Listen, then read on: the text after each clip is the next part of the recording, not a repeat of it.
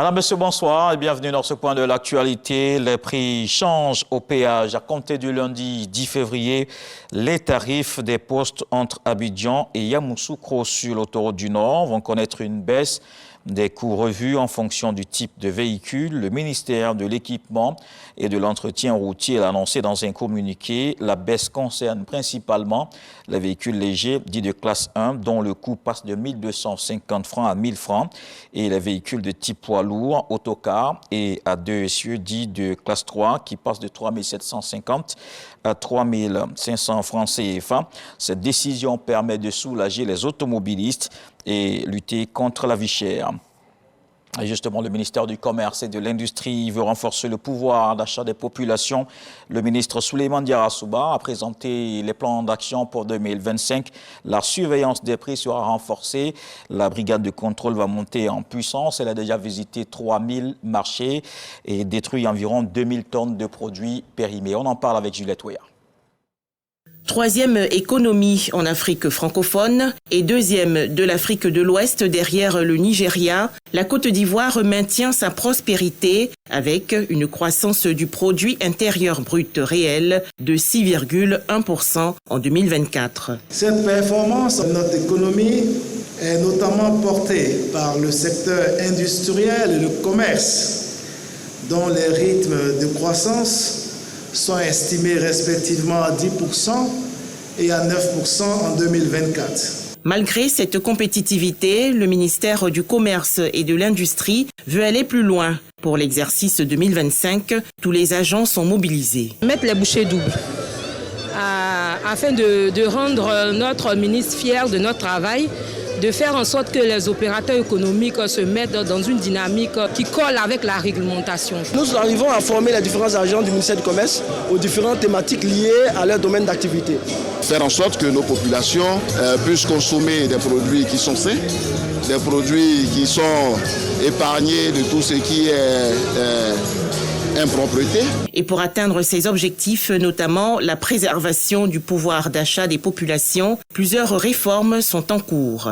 Nos efforts devront porter principalement sur le renforcement de la lutte contre la vie chère, avec le renforcement de la surveillance du marché et de la communication, l'acquisition et la distribution de 5 000 bascules et de 30 000 balances pour assurer la loyauté et la transparence dans les transactions, la mise en place d'infrastructures commerciales modernes. Également pour 2025, le ministère du Commerce et de l'Industrie veut développer les TPE, les très petites entreprises, les PME, les petites et moyennes entreprises et l'artisanat. Et voyons maintenant cette situation critique sur Aleyaokro, un village situé dans la localité de Kossou. Depuis plus d'un an, le village souffre du problème d'eau potable qui s'aggrave. Les robinets sont vides depuis les travaux de bitumage de la route Yamoussoukro-Kossou. Les habitants sont dans une situation précaire. Ils se tournent donc vers des solutions de fortune, l'eau du Bandama. Ce fleuve est devenu la principale source d'approvisionnement des 2000 personnes du village. Mais malheureusement, cette eau est contaminée par les activités comme l'orpaillage, ce qui cause évidemment des maladies aux villageois qui ne savent plus que faire. On en parle dans la grande édition à 20h. Dans le reste de l'actualité, les fonctionnaires de la CEDEAO issus de l'AES ont reçu leur lettre de fin de contrat. Leur contrat prendra fin dans 8 mois, le 30 septembre prochain. 135 Maliens, Nigériens et Burkinabés sont concernés. Tous bénéficieront de l'équivalent de 3 mois d'indemnité de salaire et 1 mois par année d'ancienneté avec un plafond de 12 mois. Le Mali, le Niger et le Burkina Faso ne sont officiellement plus membres de l'organisation sous-régionale depuis le 29 janvier 2025.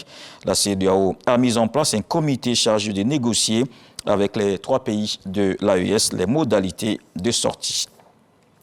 Les autorités burundaises ont décidé de renforcer leur soutien militaire à la République démocratique du Congo. 10 000 soldats sont déployés dans la région pour lutter contre le M23. Ce soutien militaire s'inscrit dans le cadre d'un accord de coopération signé en septembre 2023 entre le Burundi et la RDC. Le Burundi, qui a longtemps observé le conflit de loin, a décidé de prendre une part plus active. Sa présence se fait de plus en plus dense dans les provinces orientales. Les bataillons burundais burundais sont repartis dans plusieurs zones stratégiques de la République démocratique du Congo. Et on termine avec le guide suprême iranien qui rejette toute négociation sur le nucléaire et menace les États-Unis. Le gouvernement du président Trump a imposé de nouvelles sanctions contre Téhéran pour réduire à zéro les exportations pétrolières du pays.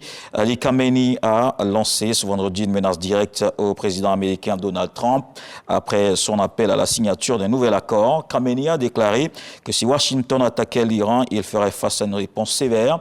Il y a 2 jours, le président Trump s'est prononcé en faveur des négociations sur le nucléaire iranien, rejetant l'option d'une attaque directe contre le pays. Lors de son premier mandat en mai 2018, le président Trump avait retiré son pays de l'accord sur le nucléaire iranien. On se retrouve à 20h pour la grande édition. La suite avec les infos régionales.